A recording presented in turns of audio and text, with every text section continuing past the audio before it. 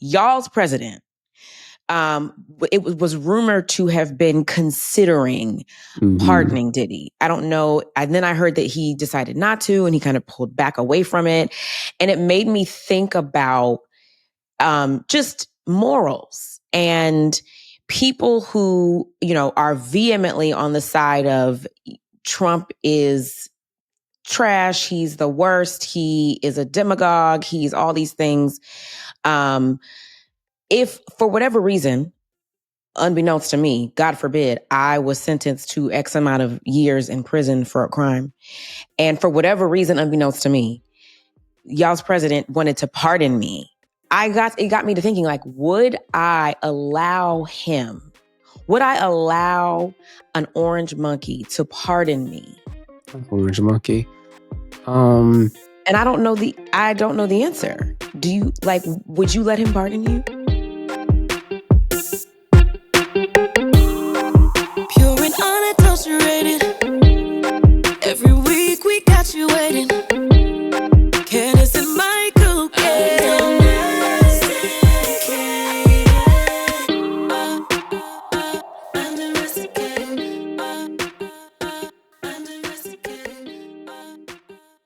Background, yes, them vocals. Come on. She Somebody was sings. singing, every now and then. Hey, y'all.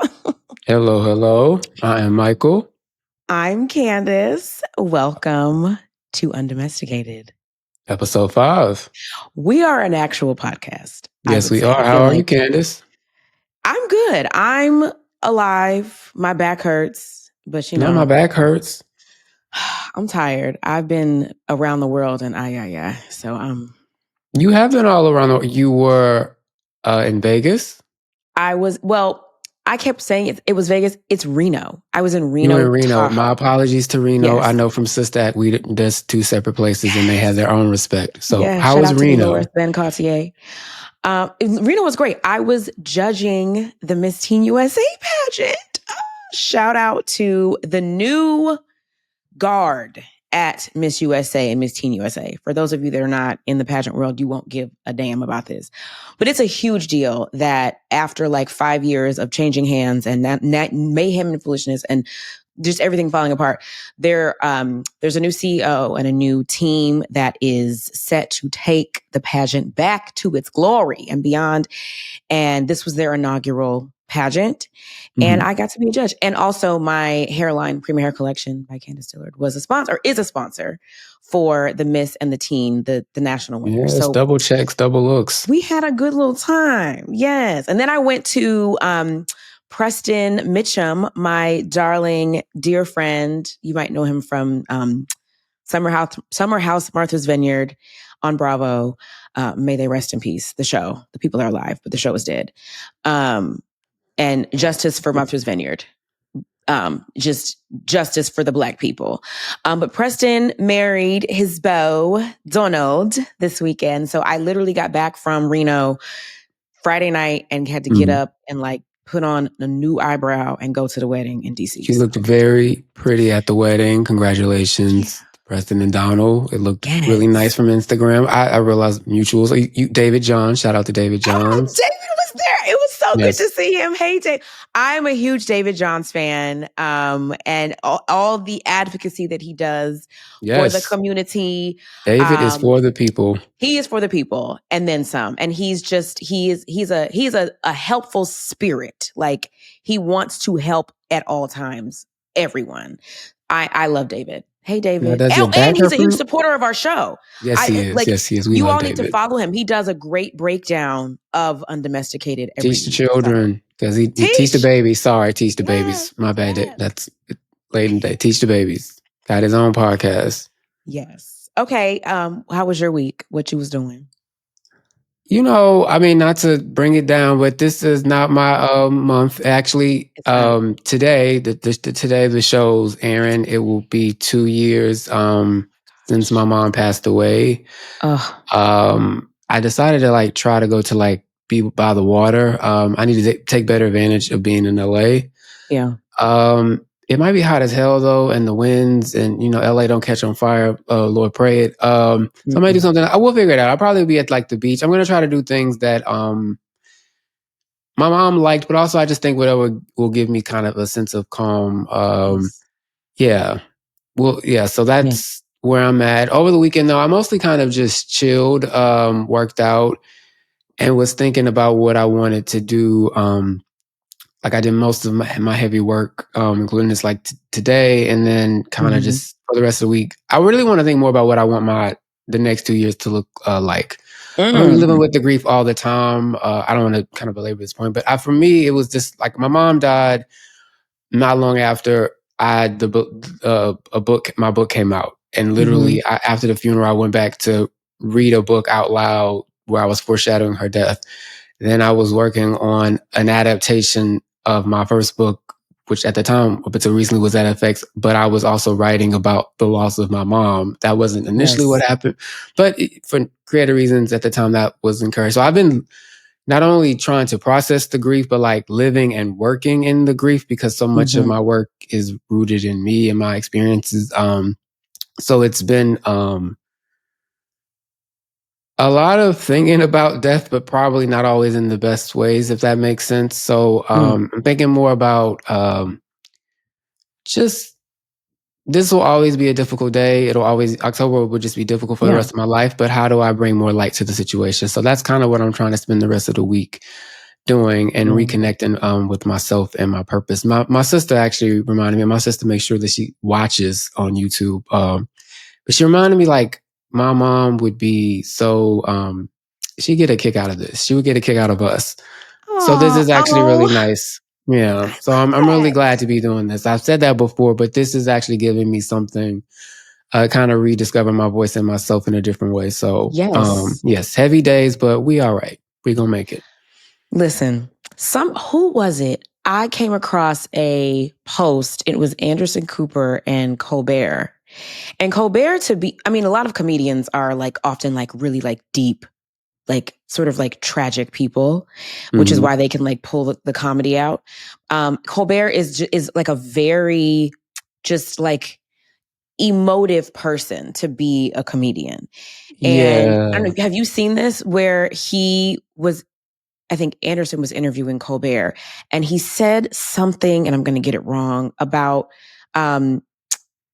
basically to be alive is to deal with grief. And the quote was something like, how can we should be grateful to God for grief because it means that we're alive, or something like that. Yes, I remember that actually. It took me a while to listen to that, but Anderson Cooper has a grief podcast, and he talked to Stephen Colbert about it. I didn't get to watch it, but I heard it. This is when I actually discovered podcasts on the Pop Out Walks I told you about. It took me a while to actually listen to it, but it was because Stephen Colbert is a nice Catholic man, and my mom was devout Catholic. I used to tell her that, and he speaks in that way. And I actually met him once through a comedy writing program years ago through Howard that Chris Rock used to do. And he was really nice then, like really thoughtful in a very particular way. But yeah, I actually love what Anderson is doing with his grief and pain, and I'm thinking of ways of how I can do the same. Now, this is a random aside, but I'm glad we're on a positive note. But I will say today, before I came, I got a haircut, and I love my barber, but you look nice. I was going to say you look real clean. Yeah, but he messed my shit up a little bit. It's fine. The mustache, he made and he had to thin it out. And so it's given like Chico DeBarge, like 98. It's like 99, no guarantees. I wasn't ready for that. Same. But I was like, you know what? We gonna rock with it. It'll grow back in a few days. But yeah, I didn't notice until you said it. Thank you for that. Yes, but I tried to, welcome grief with a nice fade, but remind us, it'll grow back. Life. That's life. Yes. Yes.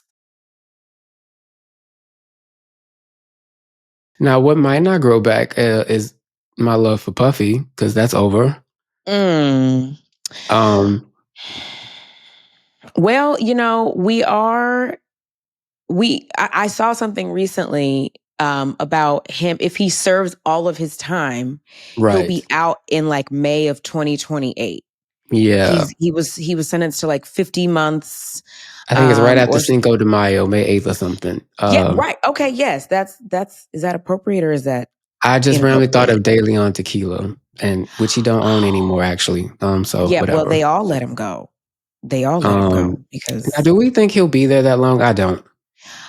Okay, I was going to ask you. I don't. Do we think he will? No. Well, there was this rumor that y'all's president, who they're saying had a stroke because he's walking like somebody that's had a stroke, but allegedly comedy podcast because he sue. Fuck him, but he sue. Allegedly, yes. Actually, you finna get me now. Well, listen, leave me alone. Don't Whatever, come over sweet here. potato Saddam. It's fine. But yes, allegedly they're saying he had a stroke, but nonetheless, y'all's president. It was rumored to have been considering pardoning Diddy. I don't know. And then I heard that he decided not to, and he kind of pulled back away from it. And it made me think about just morals and people who, are vehemently on the side of Trump is trash. He's the worst. He is a demagogue. He's all these things. If for whatever reason, unbeknownst to me, God forbid, I was sentenced to X amount of years in prison for a crime, and for whatever reason, unbeknownst to me, y'all's president wanted to pardon me, it got me to thinking, like, would I allow him? Would I allow an orange monkey to pardon me? Orange monkey. And I don't know the answer. Do you would you let him pardon you? And would you, because my thought was, okay, he pardons me. Now, am I indebted to him? Do I now have to abide by his policies? Or is he going to put me back in prison? That's where my mind would go.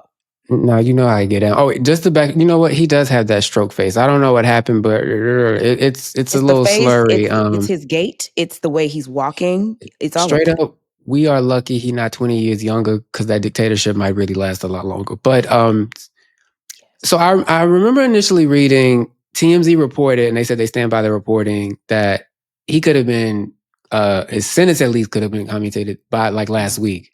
But apparently the real issue is the MAGA maniacs are don't let that Negro out. They think of Epstein. We free our people, not them, colored. What are you doing? So that's a lot of it. I would not be shocked if he still eventually lets him out, just like he'll probably let Ghislaine out. But that's another story.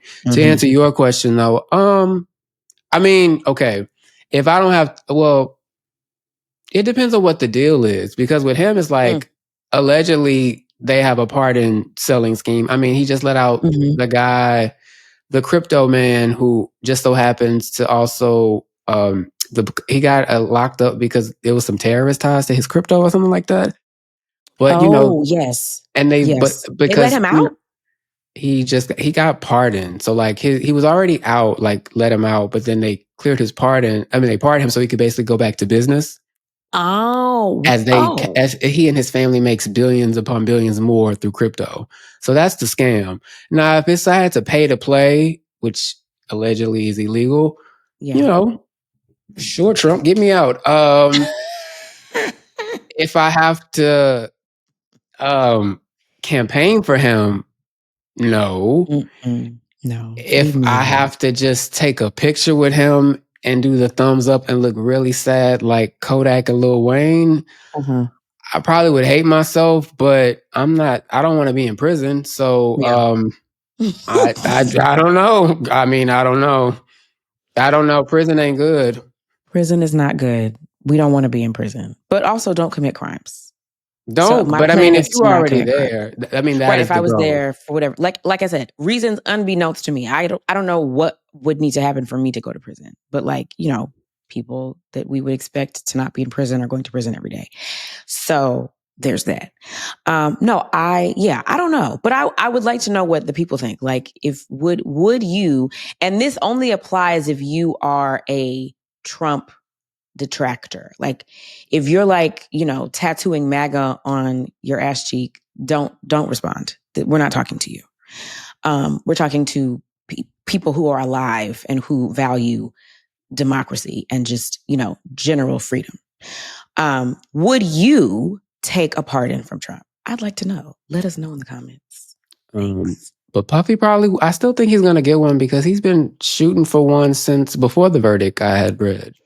Well, I mean, he's been laying it on really thick. Like, you know, got the kids in there crying, holding hands. They are a well-oiled machine, a unit. Mama in there with her good wig on.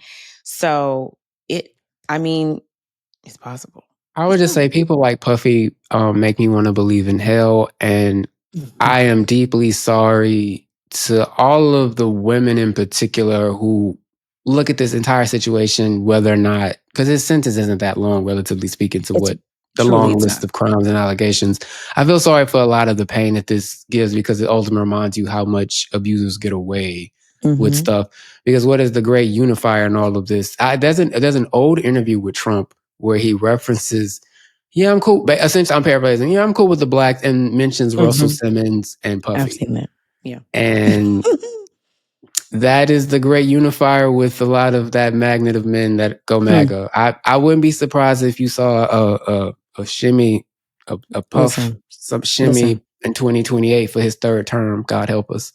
God help us. The patriarchy transcends all things. Just so we're clear. And that, you know, your example is an example of that. Yeah. Now, a less embarrassing Howard. He's not technically alum, but you know, we know Howard. Kamala Harris is she teased that she says she's not done with politics and that she's teasing a second presidential or third presidential run. Do you want to start with that or should I? Well, you go. It's over. Don't run. I mean, you can run, but it's over. It's over. And I'm someone who's been actually sympathetic and understands all, like, you know, the racism, the sexism she got set up, et cetera, but it's over. Yes. Life ain't fair. That was your one and only shot. I don't want to say you blew it, but you blew parts of it. And if anything, while I defended on the first episode her right to talk her shit on her book, I think the book and more importantly the press tour in support of it pretty much confirmed why it's over. That's not to disparage her, but I also think, you know, how can I put it? Actually, you know what? Even one of the things was like, I'm speaking, like that was cute at one point. Yes. It's over. That's winsome. Winsome, serious. Yes. Like, I'm sorry. People get mad at Palestinian protesters, but you know what? Don't send Bill Clinton to use decades old references insulting them people down there. Don't stand idle as genocide happening and don't separate yourself. It's just over. Like, she still doesn't have an answer for why he was so old and looked feeble half the time. She's still defending that. She sometimes still struggles to answer a question that doesn't sound like a lawyer, which people just read as politician. I also don't think, you know, again, while she has every right to defend herself being put in an impossible situation, she still, to me, has struggled in interviews to articulate what she did wrong and what she's still not really speaking directly to like the anger that is rising also among the base. Unless she becomes an entirely different person, or not even entirely different person, unless she changes completely how she campaigns and her rhetoric, I have a hard time believing she would go into the primary and perform well. I think Gavin Newsom is a swarmy white man, but he's a lot more slick and would do better than her. I think AOC is going to surprise a lot of people should she decide to run for the race. I think she's also incredibly articulate how she speaks to like the pains of the working class. Yes. And I also think that there are other Black politicians that people would gravitate towards too. I'm not of the mind that only a white man can win. I know that's what they keep telling us. I know that's what people want to believe. I don't believe in all that bullshit. That was a lie. I think we shouldn't have listened to that with Joe Biden, but it's over. But I don't know if she's going to be that person. So I don't know. I don't see it. I don't know. I kind of like maybe hold out hope that sweet potato Saddam drops dead. We can actually get another Democrat in there and maybe she can be like a Supreme Court justice. But I don't know. Yes. Yeah. I don't know. How about you? How you feeling, Candiace? I don't see it. Well, you took some of the words out of my mouth. I think that as a Black woman who walked the same grounds that she did at Howard University. There is a desire to have a blind allegiance to her. And I think a lot of us, those in my cohort, could just blindly follow her.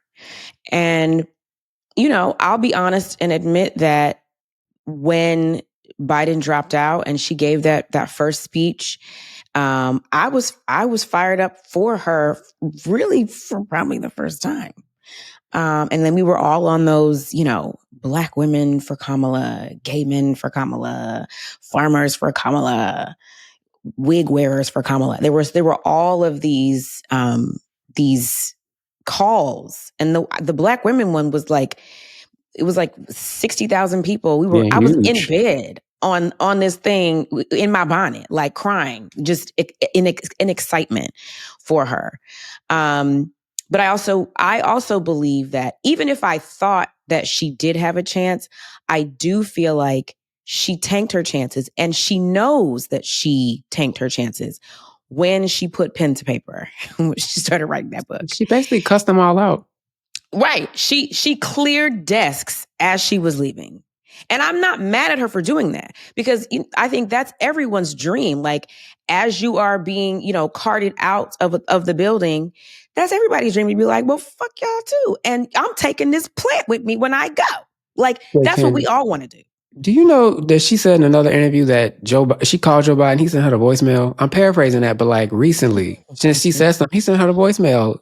I was like, this entitled bastard. Joe has been in chemo. Maybe he was, maybe he was out of. He wasn't in that session. She was calling a check on him, and he paid it. He's mad at her because they're entitled people, which isn't a side. Wait, were you were on the show when Karine Jean-Pierre showed up? On Potomac? Yes. I was not on that season. No, good, that was the season after me. Good, because she's embarrassing too, and she need to go with Kamala. Well, actually, she need to leave faster than Kamala. She's also put pen to paper. It's embarrassing. And one thing I will say about her, I enjoy Karine as a person. Mm-hmm. I have thoughts outside of her personally, but one aesthetic piece I will comment on is, I think it's interesting that, as she's promoting this book, you see she's traded her natural hair for like a bust down. Have you noticed? I didn't see bust down Kariniana. She was giving bust down Kariniana. Yeah, and I said, I have never, and correct me if I'm wrong, I've never seen her give us, luscious locks. It's always been like, I am this child of immigrant. I'm gonna, live in my natural. So I think it's interesting that, like, did an Olivia Pope like come and, sit her down and say, if you want to really like sell this book, you need to change up your aesthetic? Or whose choice was that? She needs to change her mind. Have you heard about this book? There is a Washington Post review that ethers it alive, deservingly so. And I actually just read an interview she gave to New Yorker with Isaac. I think I might be messing up his name, but that's the person you go to interview when you want to embarrass yourself. And she's embarrassing. It is, first of all, the whole premise is that she's independent now because of how bad everybody did Joe Biden. Girl, he will be fine. And this 50 years of self-sacrifice is so ahistorical, but you got it. But then in the interview, she also mentions how at one point Kamala was done wrong, but then she also says in the book she never thought Kamala was going to win. So also she did an interview, which I didn't watch it all, but I saw a clip. It was also the anchor was literally laughing at her as she struggled to articulate how poorly she articulated about the genocide in Gaza and what was going on about that. But then in the interview itself, as she's trying to explain why she's so mad about them throwing Biden away, and she just kept saying, as a Black woman who's LGBTQ, and he's like, what does that have to do with the question? And it just reminded me of like the comment, like this caught up in representation. Get over it. Like that's empty. What is empty representation? Like, it doesn't mean anything. You got to be the first. Like, again, I actually believe she's probably lovely in person, probably really nice and all of that. But she wasn't good at her job. She wasn't good at her job. Yes. And to be fair, I didn't think Jen Psaki before Jen Psaki before that was good at her job. But I thought she was condescending and nasty to reporters. I didn't like it. And Karine could never answer a question and always sounded confused and just was very flippant when people were asking about what you gonna do about all them bombs dropping on them babies. It was weird. And she's still acting like that. And then literally hiding behind, I'm black and I'm queer. I'm like, girl, you might be LGBT. Well, that messaging works for a large portion of the country. That's all they need to hear. Like, yes, a decade ago. The Obama era is over. Representation, like in that way, is over. You can't just like, oh, I'm the first black, I'm this, I'm that. You were the first black press secretary. You were first gay woman secretary, and you were embarrassing, and you apologized for an administration that let people die mercilessly. So who still can't even own the fact that like where they failed.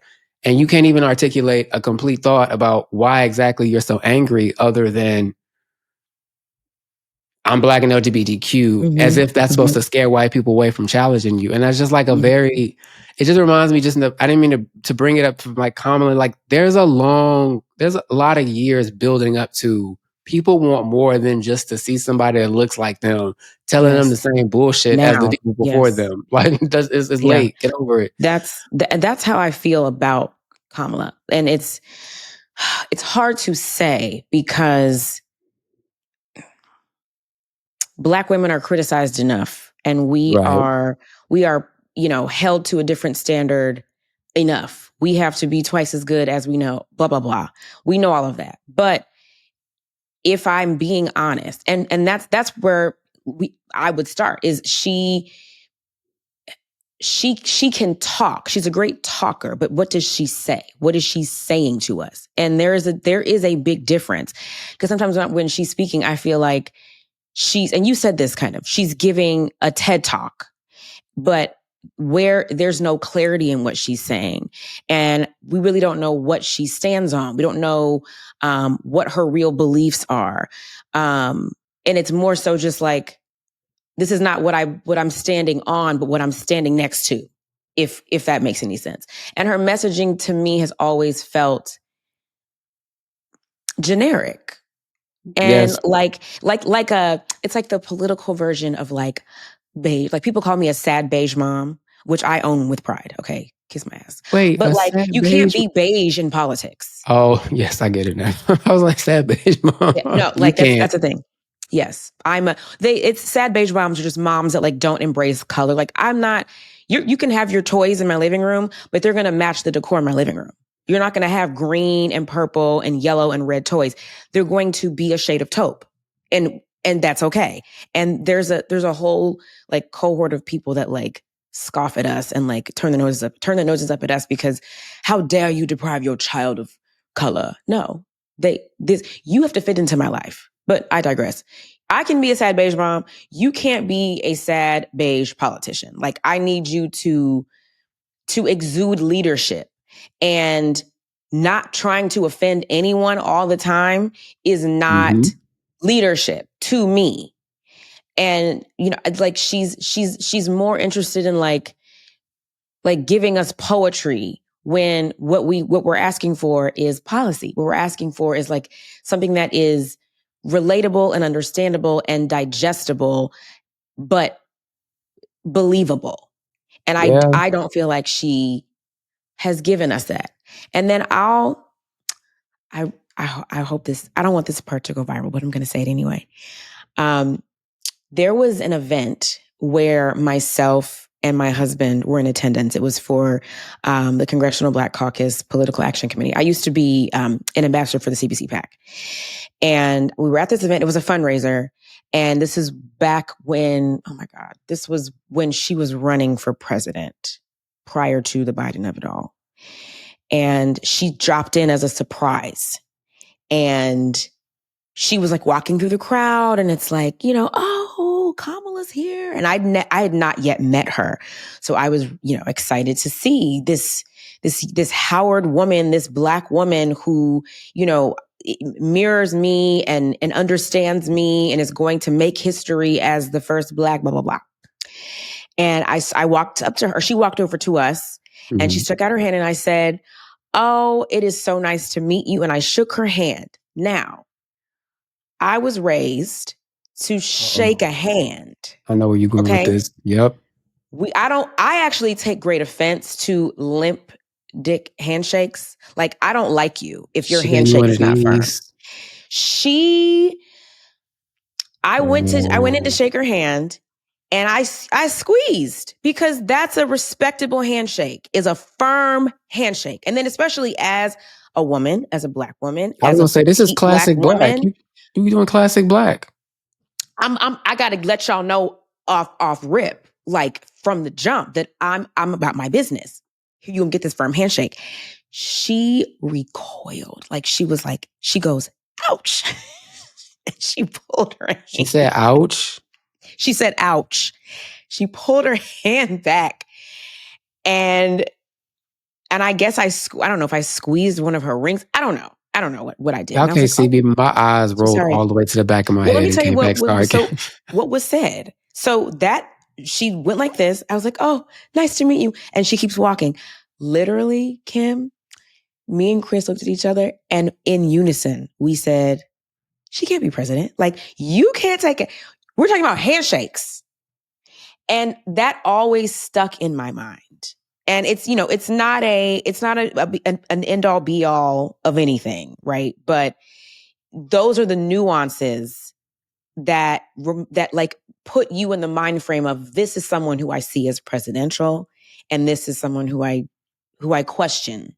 Because I hate to say it. It has nothing to do with her race or her gender.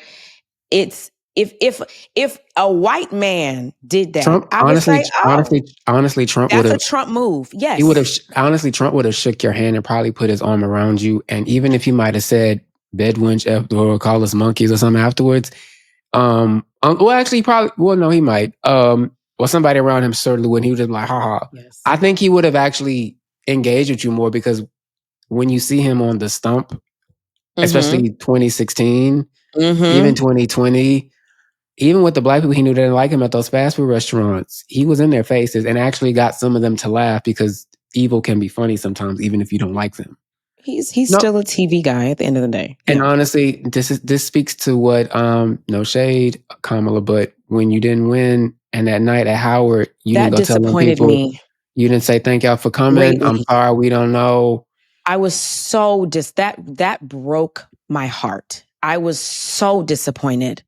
And I felt like, often when I see like the sky falling or like a dumpster fire, I look around to make sure it's not just me, because I'm dramatic, and sometimes I'll see dumpster fires that don't exist. And I was like, wait, was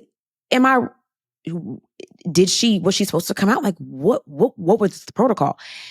She, on top of everything else that had already sort of fallen in this house of cards, that to me was a bit of the nail in the coffin.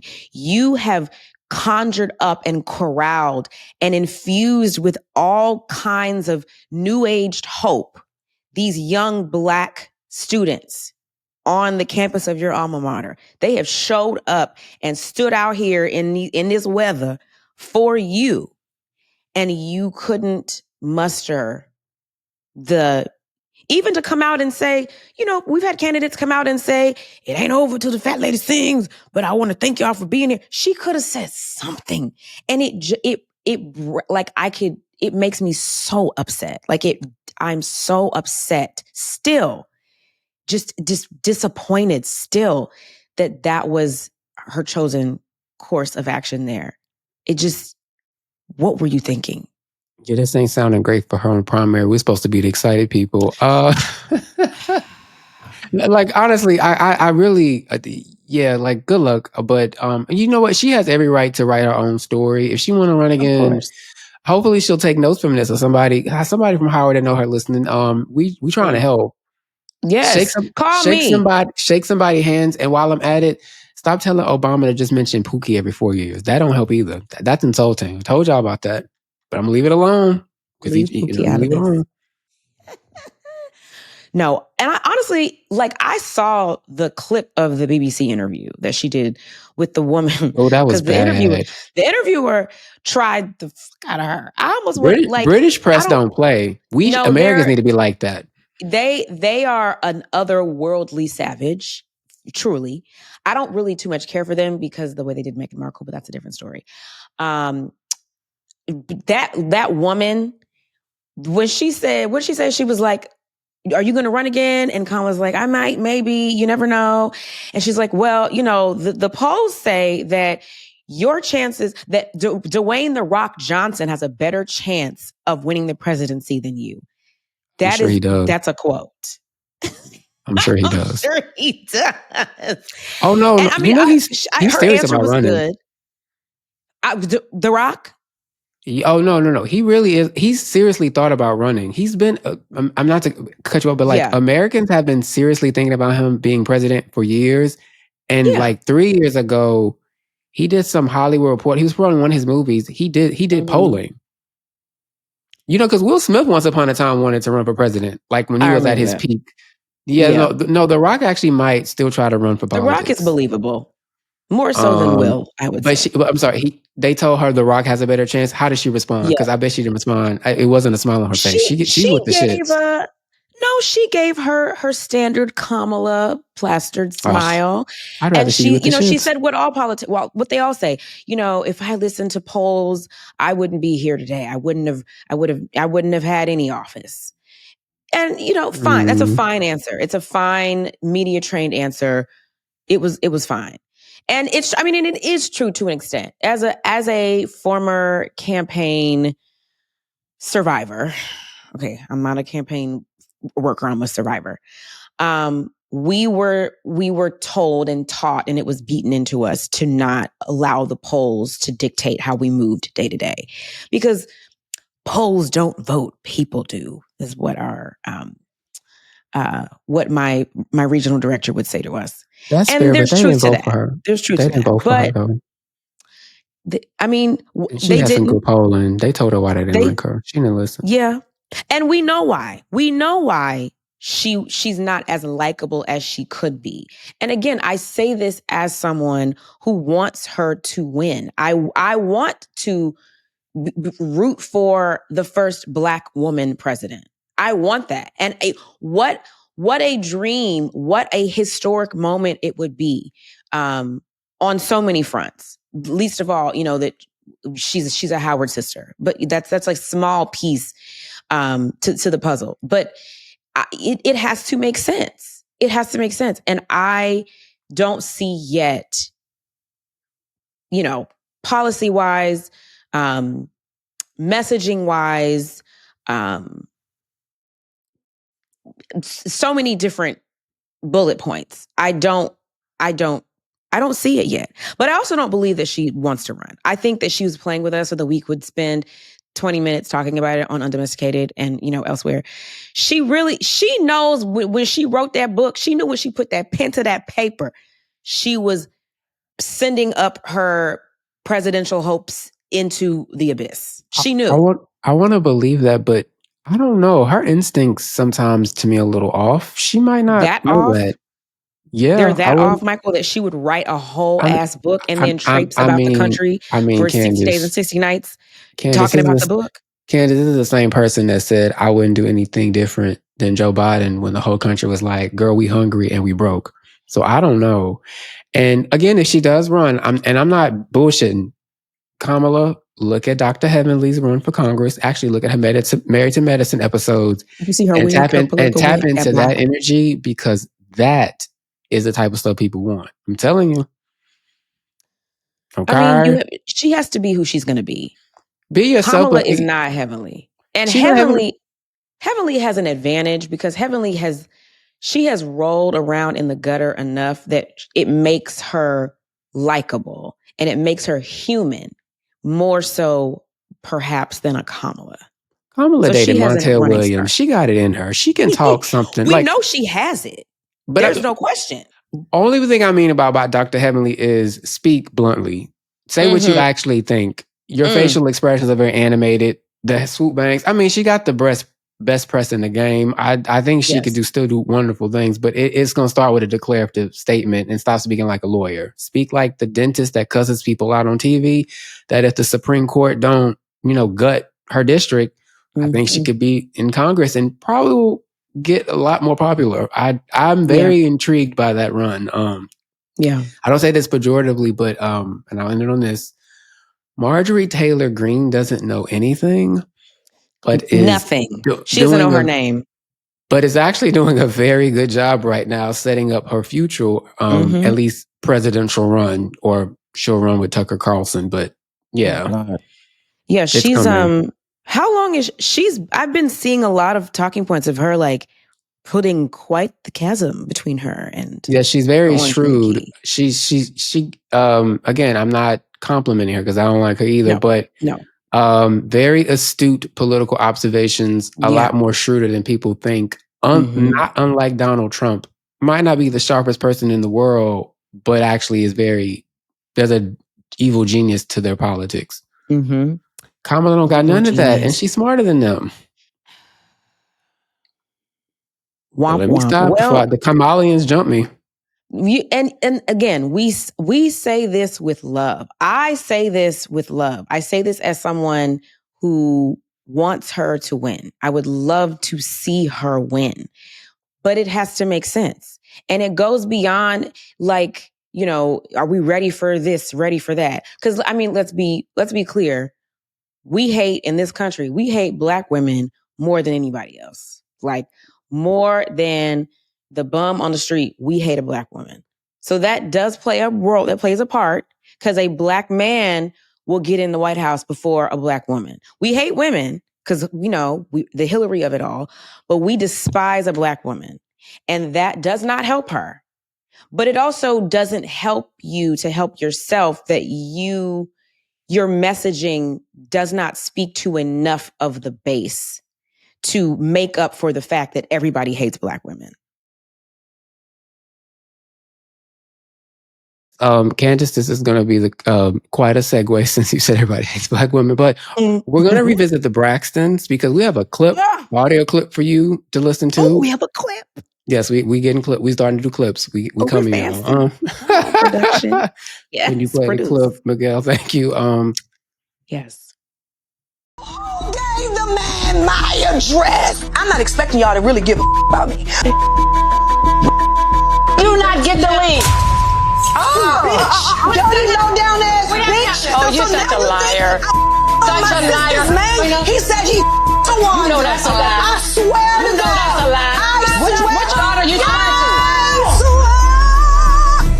What your man for? You think too? Don't you? Now, before we the family violence, the fact that Tamar sung, I swear, like that was. Listen. Okay, so all of it takes me out. Okay, so I finally watched a full episode of Braxton Family Values because it's called The Braxtons now. I watched because I was struggling with this season, like I mentioned, and I finally watched this episode because I saw that clip. Okay. Well, I don't want to take money out of Black people's mouths, especially in Trump's America when they bringing back Jim Crow.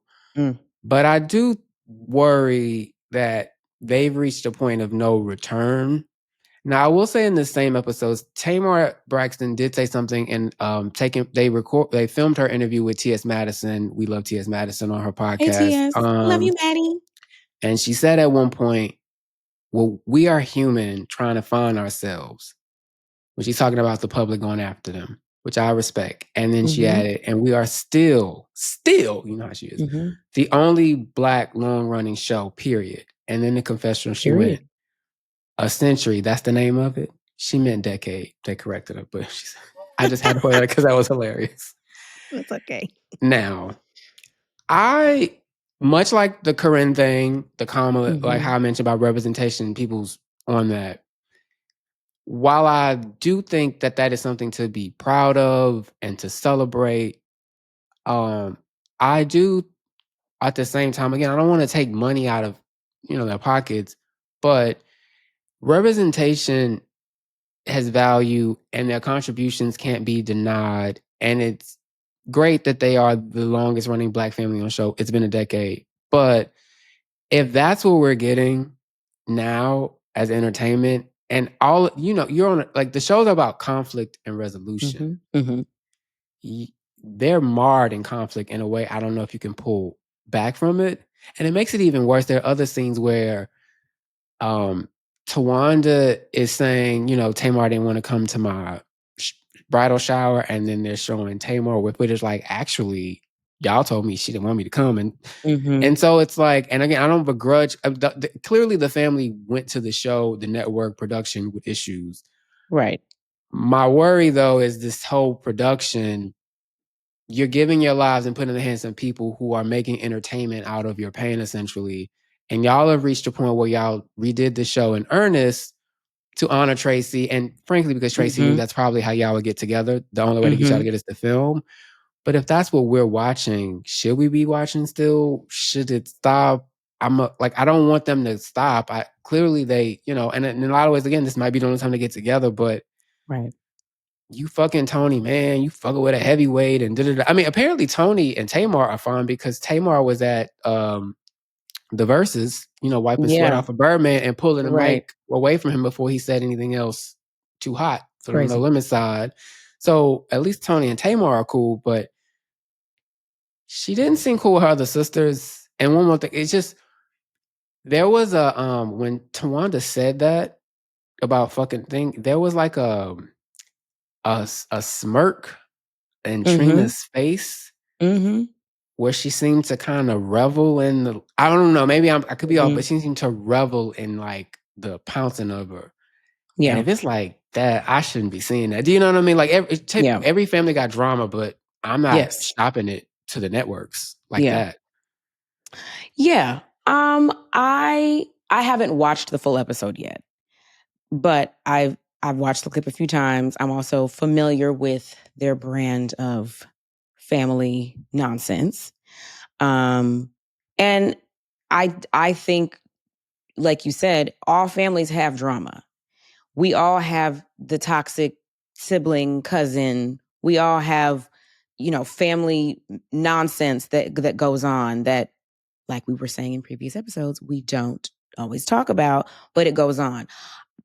There's a part of me that not applauds them, but I'm sitting in agreement with their willingness to put their brand of toxicity out in the public to, in some ways, liberate other families, other people in families that feel like, oh my God, my family is the fucking worst. My family is the most toxic family this side of the Mississippi.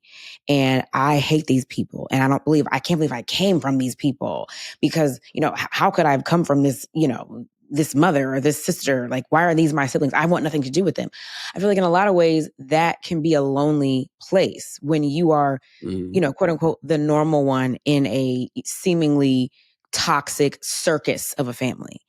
And it's sort of in a lot of ways them becoming sacrificial lambs. They're getting paid to do it and they're getting notoriety to do it. So they're not martyrs. But in a lot of ways, it is a sacrifice to say, we are making a choice to put our lives out in the public, the good, the bad, and the very ugly and toxic. I've been in situations with members of my family that closely resemble that clip. I'm gonna just keep it real. My mother will hate that I'm saying that, but I have been in spaces like that. And I'd venture to say that there are a lot of people, black, white, purple, every color, creed, that could say the same. Or you could say, I've been in a place where I was ready to rock the socks off of my sister or, my daddy or whomever, because of what was said. And that's okay. So that's one school of thought. I also, if I'm putting on my, my tenured unscripted hat and my producer hat, there's a part of me that feels like they know what they're doing in that, this is a resurgence of their reality show. They have, for all intents and purposes, they've emerged with a rebrand. And, a lot of it is in Tracy's memory. May she rest in peace. I will always love Tracy. A lot of it is, to honor her memory. I believe that. But I also believe that, like, they know what's up. And I don't believe that they went into this moment without saying, all right, sis, I'm going to go there. So just gird your loins. Like, make sure your panties is stapled to your stomach because I'm about to get you. That is a conversation that I have been privy to in my time in the reality space. And I don't know what's coming, but I know like something is coming and I need to, have my boxing gloves on and be ready. And it's not to say that it's right or that it is comfortable, but it's also like, hate the game, not the players. I like how I put that. I appreciate that perspective. No buts. I just hope that I one day can get the Braxtons reunion I want so I can hit Slow Flow live. But I don't know. It's not. I don't. Tawanda and Tamar. I don't know. One gonna Well, be. they've always had that's centuries of stuff going on. Centuries. And clearly, I really like that Braxton's album. But Monty Braxton. That's what I call Trina because she sounds like a Canadian. I used to call Tawanda Yolanda Adams face Braxton because she looks like Yolanda. That's good. Yeah. I will also say this too. We tend to do this in our community. We are harder on our people. But dare I say, Kardashian much? Those white ladies have literally made a career and made billions of dollars talking shit about each other, smacking the shit out of each other, like swapping men, swapping baby daddies, talking cash money shit about each other. And we just we sit in front of our TVs with our popcorn and we eat it up. But I don't care about them white ladies like that. I'd be worried about the Braxtons. I'm like, it gets hate on that you're side. speaking from the position of a member of the community who is concerned about our community and the way that we show up in society. I get it. But to all those who want to, turn their noses up at the Braxtons and say, the Braxtons are, bad for whatever. I give you Exhibit K for Kardashian because did you know that your baby boy would someday slap his sister? Okay. That's as close as we're gonna get to them performing at this year for Christmas. So everybody cherish that. Turn it up. Are we ready for Nobody Ask Me? Your favorite? Yes. My segment. Do you want to go or do you want me to go? You go, ladies first. Okay. So nobody asked me, but you all have ruined teeth for me. You all have turned veneers. Veneers are the new BBL. And I'm tired. I'm sick of all of you people and your horse ass teeth. You're going to the doctor in the trailer behind the 7-Eleven and you're getting these teeth put in your mouth and you look three kinds of a fool. It is literally the new BBL. The BBL is like now secondary. That was the first wave, the first craze in like the cosmetic surgical zeitgeist. It is now the veneers. Veneers are the new BBL. And I want you all to know that much like the people are running to the doctor in droves, draining their booties, y'all gonna be going to the doctor, getting them chiclets taken off your teeth, and you're gonna look like vampires or Chucky dolls with those little shaved down toothpick teeth trying to fix your teeth and figure out what you're gonna do next. Because it's a trend and you look dumb. I'm tired of people opening their mouths and it doesn't look natural. You look like an alien. You look dumb.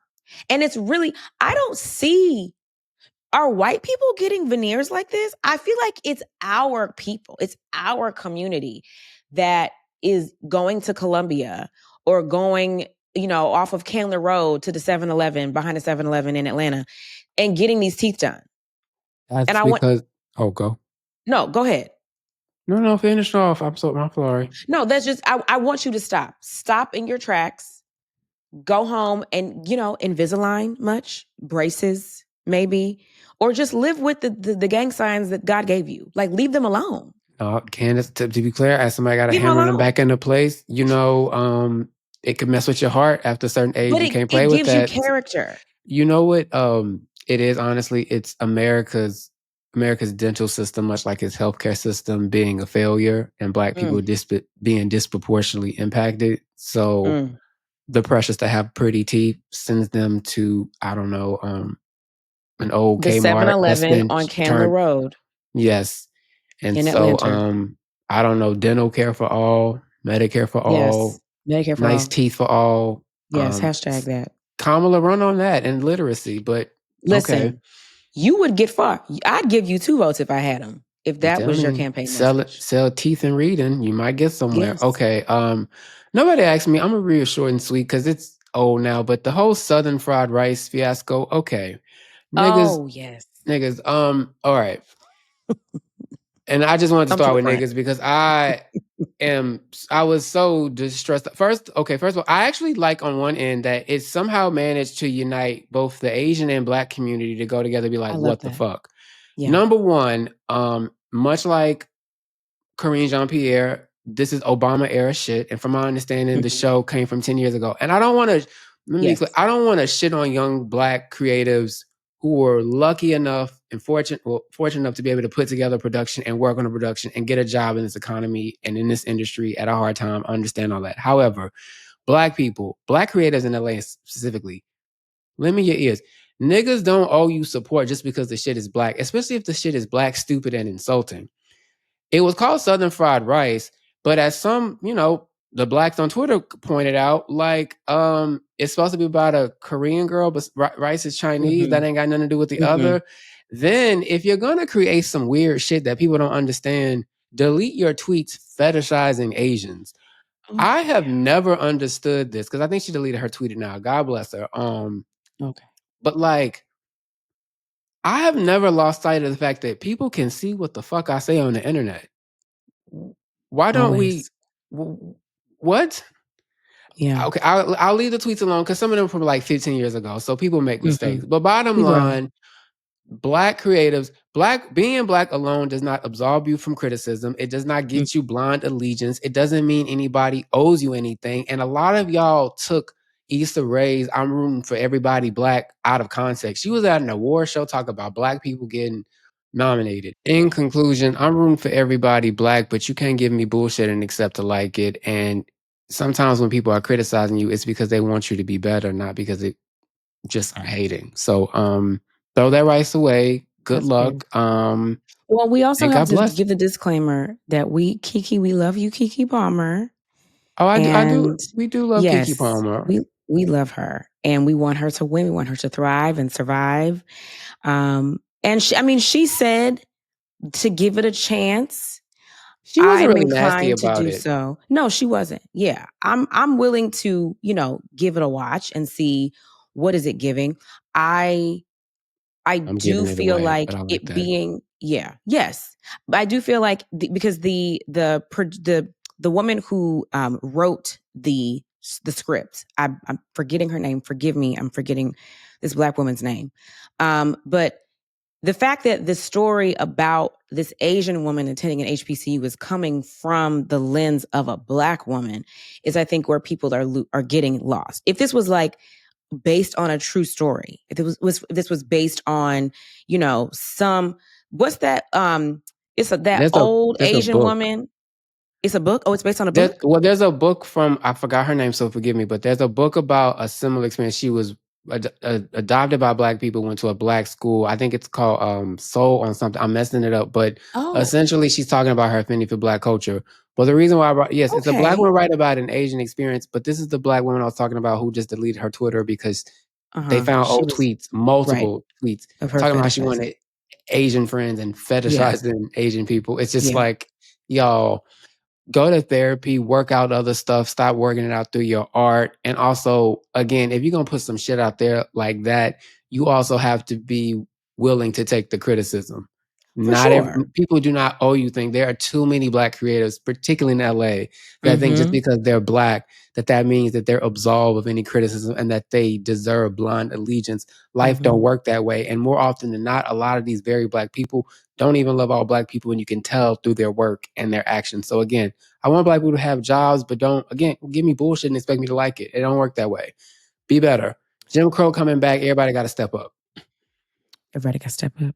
Well, we're gonna wish Kiki well and hope that it either works itself out or she moves on to the next thing on Key TV. We want Key TV to do well. I do. So if you have to scrap this project and give us something else, Kiki girl, we'll be waiting on the next. She gave it a chance. I just, somebody who. Well, they did it. There's a whole pilot season. It's done. They did do it. I just also hope people understand again, like the Obama era stuff is over. It doesn't work now. It doesn't work. Let's really interrogate race and community a little more thoughtfully. Yeah. Good luck. Yes. Niggas. Great luck to you.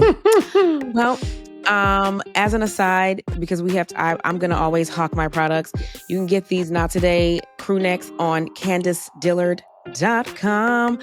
Check them out. This is like my in the house shirt. I love this shirt. So if you're feeling like, letting the bitch know where to go and how to get there, get one of these and point to it. That's all we have for today on this evening, on tonight. So as we say, when we conclude the situation, may your life be soft, may your boundaries be strong, and may your group chat stay private. See you next time on Undomesticated. Bye. Bye, y'all. Undomesticated is presented by Odyssey and Agenda Management and Production. Our executive producers are Brandon Sharp and Corinne Gilliard. Our executive producer from Odyssey is Leah Rees-Dennis. Miguel Contreras is our senior producer. Michael Arceneaux and Candiace Dillard Bassett are our producers. Sound design, video production, and engineering by Miguel Contreras. Booking by Jillian McEwen. Original music by Candiace Dillard Bassett, Nairi Davidson, and Donald Hazel Sales. Special thanks to Nairi Davidson, Moira Curran, Josefina Francis, Hillary Schiff, Eric Donnelly, Kate Hutchinson Rose, Lauren Lombardi, David Gannon, Kurt Courtenay, and Lauren Vieira. It's a lot of names.